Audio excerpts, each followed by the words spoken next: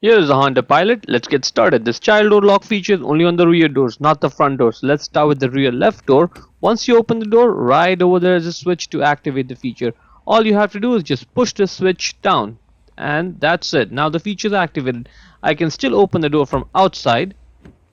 However, when I get on the inside and close the door, no matter what I do, lock, unlock, doesn't matter. I will not be able to open the door. So how am I going to get out? I'm just going to slide onto the other side and open that door and get out because we haven't activated the feature over here yet. Now let's just open the left side door from outside.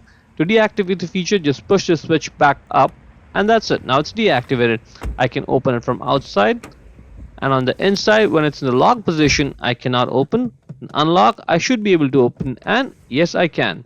Let's repeat the process for the right side door. Exact same process, same position, same switch. Just push it down to activate the feature. I can still open it from outside, and on the inside, lock, unlock, doesn't matter. I cannot open. So how am I going to get out? You already know it. I'm going to go over there and open that door and get out. So if you do have a child in the back seat, make sure you activate this feature separately for both the doors because you don't want the child to just get out from their car seat, slide to the other side and open the door and get out and cause any issues. So let's just open this door, open the right side door from outside, push the switch back up to deactivate the feature. I can open it from outside again. On the inside, lock position I cannot open, unlock I can open, and that's good.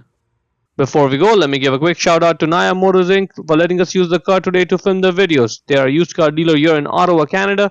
Check out the link in description for their entire inventory. Thank you.